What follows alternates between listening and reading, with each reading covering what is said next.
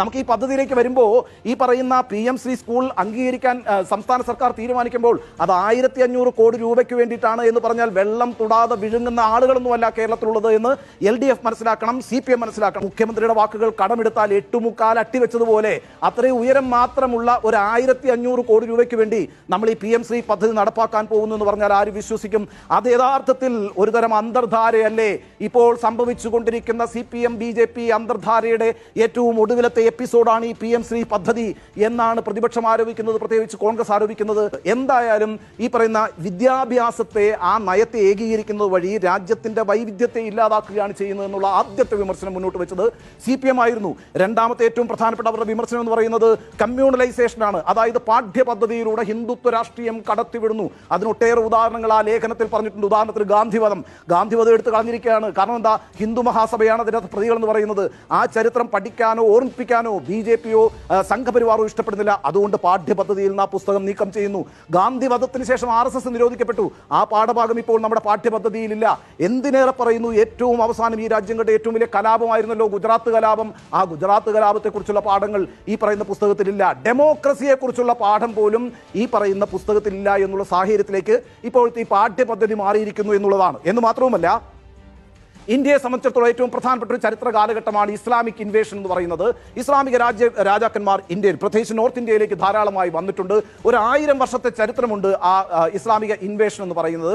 അവർ Indian സംസ്കാരവുമായി കടന്നുകൊണ്ടാണ് ഈ രാജ്യം ഭരിച്ചിരുന്നത്. അതിൻ്റെ നേട്ടങ്ങളുമുണ്ട്, അതിൻ്റെ കോട്ടങ്ങളുമുണ്ട്. പക്ഷേ ഈ 1000 വർഷത്തെ ചരിത്രം അങ്ങെടുത്ത് കളഞ്ഞിരിക്കുകയാണ് പാഠ്യപദ്ധതിയിൽ നിന്ന്. ഇസ്ലാമിക ചരിത്രം പഠിക്കണ്ട അഥവാ പഠിപ്പിക്കണ്ട എന്നാണ് കേന്ദ്ര സർക്കാരിൻ്റെ തീരുമാനം. നോക്കൂ, ഒരു കാലഘട്ടം അത് നമ്മുടെ രാജ്യത്തിന് ഗുണമാണോ ദോഷമാണോ ചെയ്തത് എന്ന് പഠിച്ചാൽ മാത്രമേ ഒരാൾക്ക് പറയാൻ കഴിയുകയുള്ളൂ. പഠിക്കാനുള്ള സ്വാതന്ത്ര്യം നമുക്കുണ്ടാകണം. അത് പാഠ്യപദ്ധതിയിൽ നിന്ന് തന്നെ എടുത്തു കളഞ്ഞിരിക്കുകയാണ്. ഈ രീതിയിൽ സാഫ്രണൈസേഷൻ ഓഫ് എഡ്യൂക്കേഷൻ നടന്നുകൊണ്ടിരിക്കുകയാണ്. എന്ന് മാത്രവുമല്ല, ഈ വിദ്യാഭ്യാസ പദ്ധതിയുടെ ഭാഗമാണ് കേട്ടോ ഇന്ത്യൻ നോളജ് സിസ്റ്റം എന്ന് പറയുന്ന ഒരു സാധനം.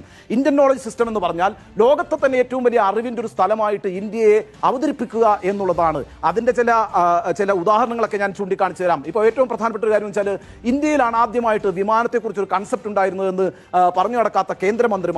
എന്താണ് പറയുന്നത്? റൈറ്റ് സൗരന്മാരാണ് വിമാനം കണ്ടുപിടിച്ചത് 1903. പക്ഷേ രാമായണത്തിലുണ്ട് പുഷ്പവിമാനം. അതുകൊണ്ട് നമ്മുടെ ഇവിടെ വിമാനം ഉണ്ടായിരുന്നു എന്ന് പഠിപ്പിക്കുന്നു. ഏറ്റവും ഒടുവിൽ നമ്മൾ കണ്ടത് എന്താണ്? ഹിമാചൽ പ്രദേശിലെ ഉന എന്ന് പറയുന്ന സ്ഥലത്ത് അനുരാഗ് ഠാക്കൂർ എന്ന് പറയുന്ന BJPയുടെ മുൻ മന്ത്രി അവിടുത്തെ ഒരു PMC സ്കൂളിൽ പോയി ഒരു ചോദ്യം ചോദിച്ചു. ചോദ്യം എന്തായിരുന്നു?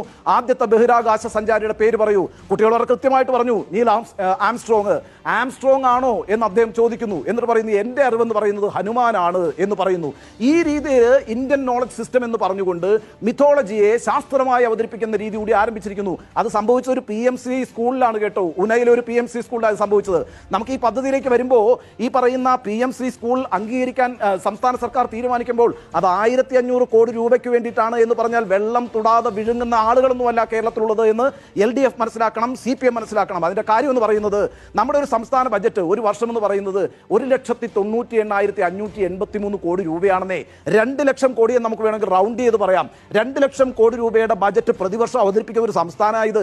അതിനകത്ത് 1,53,000 കോടി റെസിപ്റ്റായിട്ട് കിട്ടും. നമ്മുടെ വരുമാനമായിട്ട് ഈ സംസ്ഥാനത്തിനകത്ത് നിന്ന് തന്നെ കിട്ടും. 40,000 കോടിയാണ് നമ്മൾ കേന്ദ്രത്തിൽ നിന്ന് കടമെടുക്കുന്നത്. അപ്പോൾ അത്രയും ശക്തമായ ഒരു സമ്പദ് വ്യവസ്ഥയാണ് കേരളത്തിന്റെ സമ്പദ് വ്യവസ്ഥ. ആ സമ്പദ് വ്യവസ്ഥ ഉള്ളപ്പോഴാണ് ഈ 1500 കോടി രൂപയ്ക്ക് വേണ്ടി ഇനിയിപ്പോൾ മുഖ്യമന്ത്രിയുടെ വാക്കുകൾ കടമെടുത്താൽ 8.25 അട്ടി വെച്ചതുപോലെ അത്രയും ഉയരം മാത്രമുള്ള ഒരു 1500 കോടി രൂപയ്ക്ക് വേണ്ടി നമ്മൾ ഈ PMC പദ്ധതി നടപ്പാക്കാൻ പോകുന്നു എന്ന് പറഞ്ഞാൽ ആര് വിശ്വസിക്കും? അത് യഥാർത്ഥത്തിൽ ഒരുതരം അന്തർധാരയല്ലേ ഇപ്പോൾ സംഭവിച്ചുകൊണ്ടിരിക്കുന്ന CPM BJP അന്തർധാരയുടെ ഏറ്റവും ഒടുവിലത്തെ എപ്പിസോഡാണ് ഈ PMC പദ്ധതി എന്നാണ് പ്രതിപക്ഷം ആരോപിക്കുന്നത്, പ്രത്യേകിച്ച് കോൺഗ്രസ് ആരോപിക്കുന്നത്. അവരെ കുറ്റപ്പെടുത്താൻ കഴിയില്ല. അതുകൊണ്ട് ഈ 1500 കോടി രൂപ എന്ന് പറയുന്ന ഉമ്മാക്കി കാണിച്ച് കേന്ദ്രം അങ്ങോട്ട് വരട്ടി. അപ്പോൾ അത് കിട്ടാൻ വേണ്ടി നമ്മളങ്ങോട്ട് പോയിട്ട് PMC പദ്ധതിയിൽ ഒപ്പുവെക്കുന്നു. തുടർന്ന് പിന്നെ നാഷണൽ എഡ്യൂക്കേഷൻ പോളിസിയും സാവധാനത്തിൽ കേരളത്തിൽ നടപ്പാക്കപ്പെടും. ആ അർത്ഥത്തിൽ CPMന്റെ വിമർശനം എവിടെ പോയെന്നാണ് നമ്മുടെ ചോദ്യം. എവിടെ പോയി CPMന്റെ ഈ കാവ്യവൽക്കരണ വിദ്യാഭ്യാസ നയത്തിനെതിരായിട്ടുള്ള പ്രതിഷേധം, അതിനെതിരായിട്ടുള്ള നിലപാട്? നോക്കൂ, ഒരു സംസ്ഥാനത്ത് ഒരു മുന്നണിയെ കേരളത്തിലെ ജനങ്ങൾ അധികാരത്തിലേറ്റുന്നത് ആ മുന്നണി സർക്കാർ കേരളത്തിൽ തേനും പാലും ഒഴുക്കും എന്ന് വിചാരിച്ചുകൊണ്ടൊന്നുമല്ല, മറിച്ച് ആ മുന്നണിയുടെ രാഷ്ട്രീയ നിലപാടുമായി ബന്ധപ്പെട്ടാണ്. ആ രാഷ്ട്രീയ നിലപാടിൽ ഉറച്ചു നിൽക്കാൻ CPMന് ബാധ്യതയുണ്ട്. ആ രാഷ്ട്രീയ നിലപാട് എന്തായിരുന്നു? ഹിന്ദുത്വവൽക്കരണത്തിനെതിരായിട്ടുള്ള നിലപാടല്ലേ? ഈ PMC പദ്ധതിയെ അനുകൂലിച്ചുകൊണ്ട് ഇപ്പോൾ MOUയിൽ ഒപ്പുവെച്ച് കഴിഞ്ഞാൽ നാളെ നിങ്ങൾ നാഷണൽ എഡ്യൂക്കേഷൻ പോളിസി സംസ്ഥാനത്ത് നടപ്പാക്കാൻ നിർബന്ധിതമാകും.